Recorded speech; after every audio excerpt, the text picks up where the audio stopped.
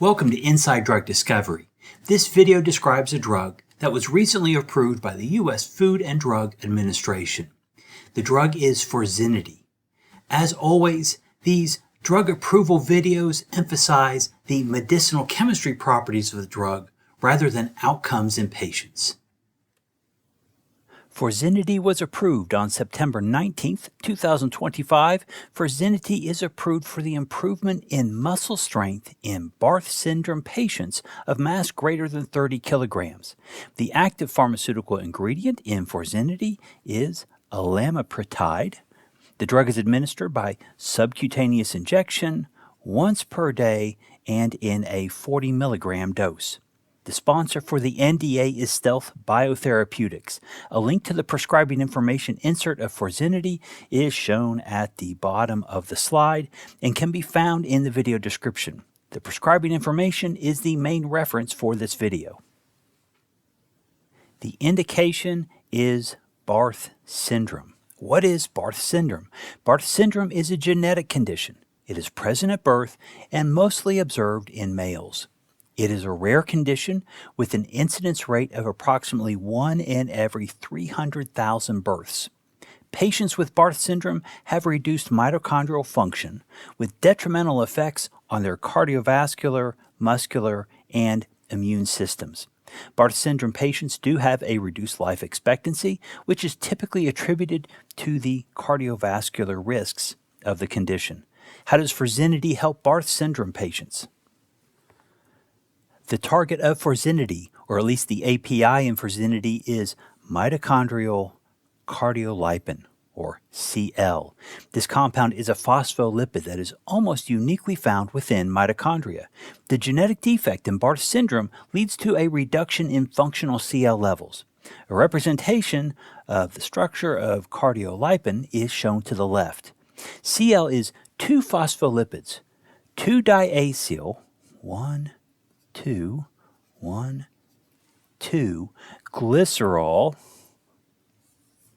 phosphates bridged together with yet another glycerol through phosphoesters.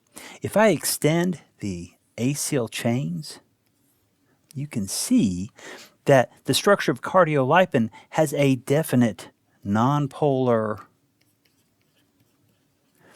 end that is amenable to being bound in a membrane, and a polar end that is exposed on a membrane surface. Binding to cardiolipin can help improve mitochondrial function in Barth syndrome patients. Before leaving this slide, let's note the anionic phosphoesters on the membrane surface. These charge sites provide exploitable features for binding to cardiolipin. On this slide are some of the physicochemical properties of lamipretide. Now, I've also heard it pronounced lamipretide. I normally look at orally administered drugs, and the properties on this slide do not match a compound that is orally administered.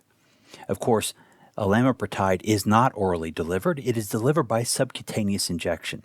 I do find it interesting that the properties of lamipretide indicate that it is unlikely to passively cross membranes.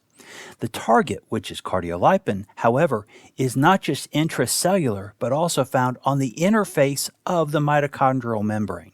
So while lamipretide may not have high membrane permeability through passive diffusion based on these physicochemical properties, I would guess it does hitch a ride with some active transport mechanism to reach its target. If you know more about these details, about how the drug reaches its target, please let me know in the comments. As we look at the structure of lamipretide, which has a number of basic sites, 2 amines, and this guanidine, we can see that lamipretide carries multiple positive charges at physiological pH and is likely well poised to interact with a negatively charged target like cardiolipin. Lamipretide is formulated in Forzinity as its trihydrochloride salt. The API is also a tetrapeptide, 1, 2, 3, 4, which we'll see is relevant later. Here are some PK properties of elamoprotide. The prescribing information does not list a half-life, which is interesting. I did find a reference online that reported the half-life in dogs at 4 hours. And that was following subcutaneous injection. So I'd expect the human half-life to be somewhat similar, single-digit hours. The volume of distribution is low and roughly corresponds to body water. This volume of distribution is further evidence that elamoprotide does likely have access to intracellular compartments, which it needs to hit its target. The clearance is not listed. Bioavailability via injection is high at 92%, and the Tmax is short at less than 1 hour. Plasma protein binding is moderate.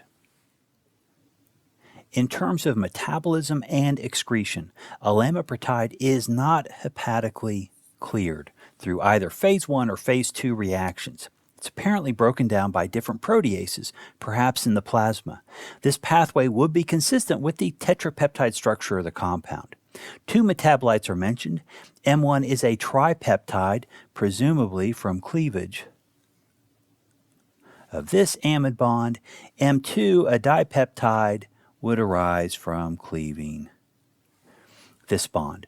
The parent compound and its metabolites are exclusively excreted via the urine. The safety risks listed in the prescribing information are few. One warning is listed: benzyl alcohol toxicity.